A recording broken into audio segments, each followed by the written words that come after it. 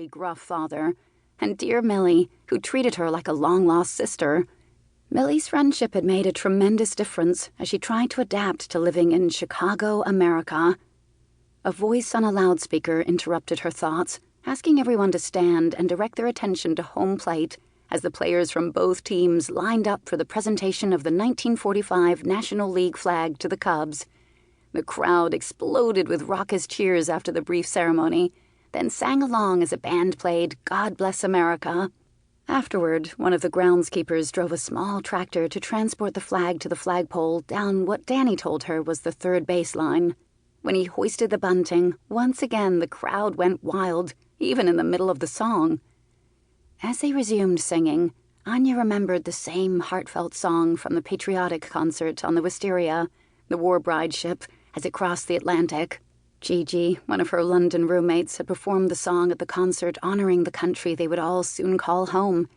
They'd also sung the Star-Spangled Banner, the national anthem they'd been taught while on the difficult voyage across the sea.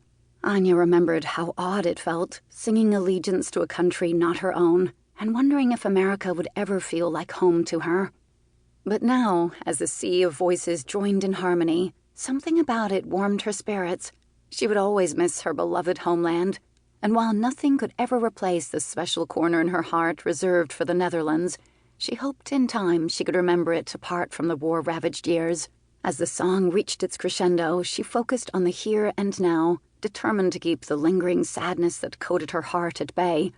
Loud cheers and applause showered over them as they took their seats again. "Okay, Anya, wait for it," Danny said as he elbowed her, his gloved index finger raised.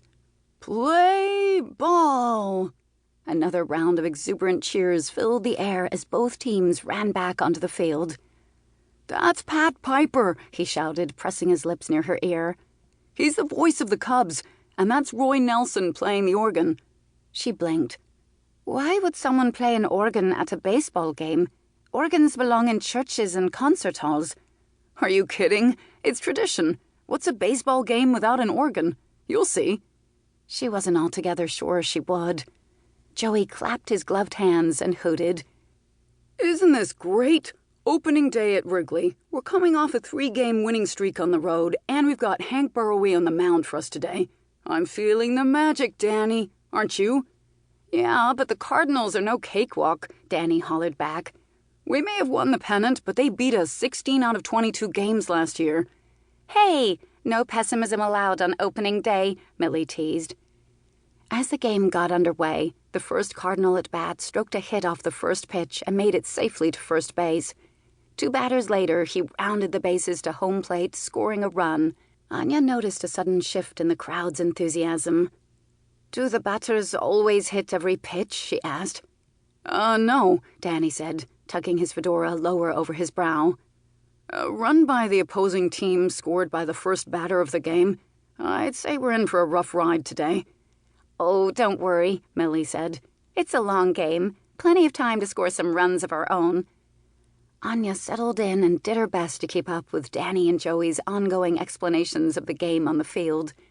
During the long stretches when nothing much happened, she and Millie chatted as they huddled close to stay warm.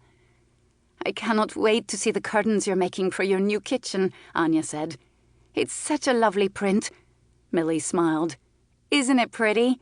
I've always loved blue and white together, and I thought it would make our kitchen so bright and cheerful. I'd hoped to have them made in time for our Easter dinner tomorrow, but I don't suppose anyone will mind." "You're so brave to have all of us over for a holiday dinner just after you moved in. You're more organized than I will ever be." "Oh, I doubt that, seriously. You've been a tremendous help since you've been here." "I didn't do that much." "Yes, you did. You helped me set up my kitchen and our bathroom and all our closets. Besides, you made it such fun for me." She hooked her arm through Anya's. "But I've missed not living under the same roof with you and Danny. It's so different, just Joey and Jimmy and me." "I've missed you too, but I'm so happy for you to have your own home. We'll just have to make sure we get plenty of sister time, you and I." Millie shivered and shoved her hands back in her coat pockets. Anya shivered too. "I think it's getting colder, don't you?" Millie turned to her husband. "Joey, go get us some coffee to warm us up." "What?"